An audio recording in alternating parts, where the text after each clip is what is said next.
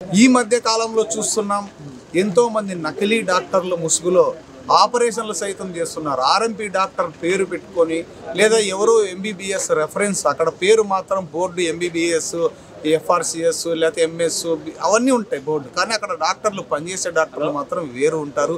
దీనిపైన అధికారుల దృష్టికి ఎన్నోసార్లు తీసుకుపోయినాం, డిఎంఎండ్హెచ్ఓ గారి దృష్టికి తీసుకుపోయినాం, కలెక్టర్ గారి దృష్టికి తీసుకుపోయినాం, అయినా కూడా చర్యలు లేవు.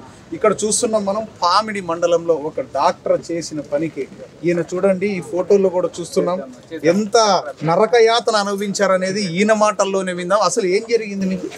గజ్జల్లో గడ్డగడ్డ ఆరోగ్య హాస్పిటల్కి గజ్జల్లో గడ్డగడ్డ పోయింటే ఆయన డాక్టర్ చూశాను, ఆయన సూదేశారు సార్, ఇంతలా వేశారు మోకాలు.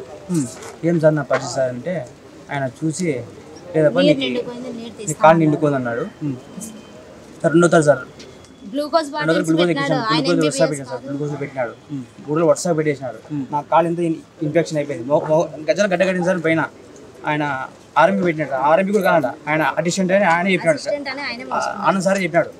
డిఎంహెచ్ మేడంతో మా దగ్గర ప్రూఫ్ గానే ఉంది, డిఎంహెచ్ మేడంతో లేదు మేడం ఆయన ఆర్ఎంపీ కాదు అసిస్టెంట్ అని చెప్పినాడు. అసిస్టెంట్ అని చెప్పినా కానీ డిఎంహెచ్ మేడం దగ్గరకు పోయినా కానీ మొన్న ఇలా మేడం వచ్చింది సార్, మేడం కూడా రోడ్డుని పెట్టాడు సార్ ఆయన ఆనంద్ సార్. అంటే మా కుట్టించేది అన్ని మొత్తం మొత్తం వీడియోస్ ఉన్నాయి. ఆయన ఎంఆర్ లీడర్ దీనిపైన అధికారులు ఏం చెప్పారు? చెప్తా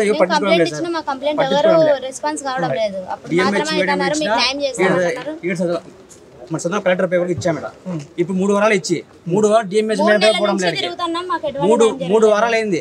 ఎంత మాఫీ చదువుతాను సార్, అంతా మాఫీ అనేది అంతా పేదవాడిని న్యాయం చేయరు.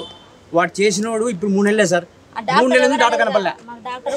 పిలిపించి సార్ అంటున్నాం, లేడు ఆయన వాళ్ళ అమ్మ బాగాలేదు, గోవాకి పోయినాడు, ఊటీకి పోయినాడు అంటే ఆయన చెప్తున్నాడు.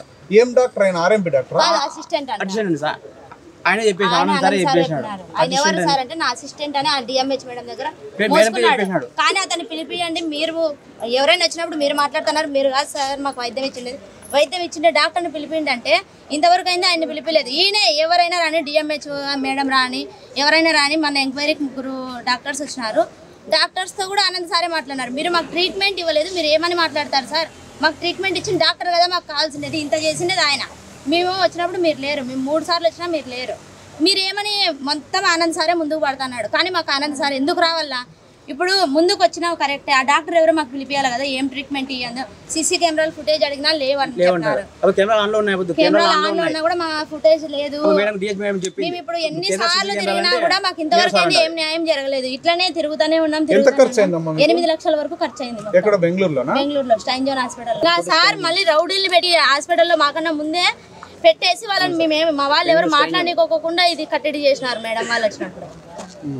స్టైన్ జోన్ హాస్పిటల్ సార్ ఇట్లా పోతే ఇట్లా కాలం చేస్తే మేము చేసుకుని ఎంబీబీఎస్ డాక్టర్ అని పోయింటే మాకు ఈ విధంగా చేసి పైగా మా మీదకే రౌడీల్ని పెట్టి ముందే మేము పోకముందే డాక్టర్ డిఎంహెచ్ మేడం వస్తారు అని తెలిసి మేము వెళ్లే లోపల మాకన్నా ముందు వాళ్ళనంతా సైడ్కి పెట్టేసేసి ఒకటేసారి మా మీదకి అటాక్ చేయించినాడు వాళ్ళందరినీ.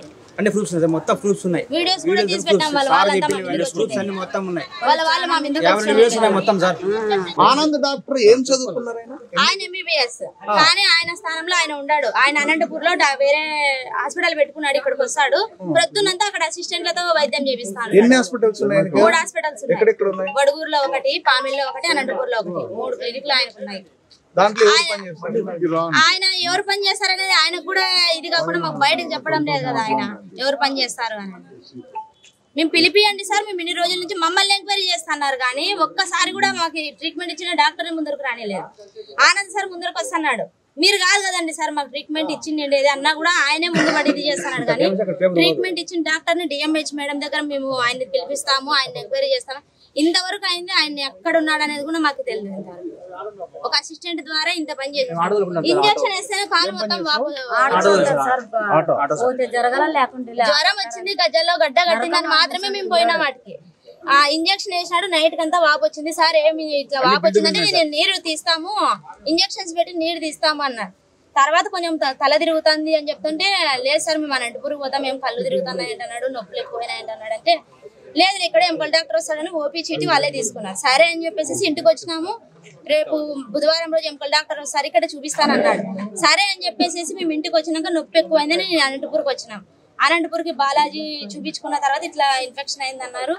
ఇంటికి పోయి మళ్ళా అక్కడికే పోయినాం సార్ ఇట్లా జరిగింది అని అంటే, సరే నేను సార్తో చెప్తాను మాట్లాడతాను అని ఓపీ చీటీ తీసుకొని మళ్ళా 2 బాటిల్స్ పెట్టినాడు. ఆ కాలు మొత్తం అంతా బుడ్డలు నల్లగా ఇది ఒక బయటకు బుడ్డలు వచ్చి పగిలిపోతున్నాయి. ఆ స్థితికి వచ్చే వరకు అక్కడే ఉన్నా కూడా మా దగ్గరికి రాలేదు, మేము చూపించుకోలేదని కానీ ఇది చేస్తున్నాడు అనంత్ సార్.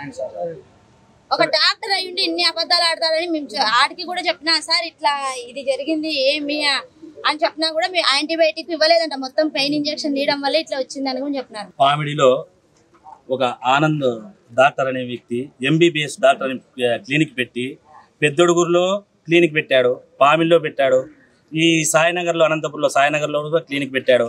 ఇతను ఏం చేస్తున్నాడంటే ఒక ఆర్ఎంబి డాక్టర్లు పెట్టి ఈ వైద్యంలో మాత్రం ఆర్ఎంబి డాక్టర్లు మాత్రం పెట్టి వైద్యం నేర్పిస్తున్నాడు. అంటే వేల డబ్బులు సంపాదిస్తున్నారు. అంటే ఇటువంటి పేదోళ్ళకి వీళ్ళకి న్యాయం జరగాలని చెప్పి ఒక ఎంఆర్పిఎస్ లీడర్గా నేను పోతే నా మీద కూడా రౌడీలు పెట్టి మీదికి హాస్పిటల్ ఆనంద్ హాస్పిటల్కే వాళ్ళు నా మీద కూడా కనీసం అంటే 20-30 మంది కూడా నా మీదకి వచ్చినారు సార్.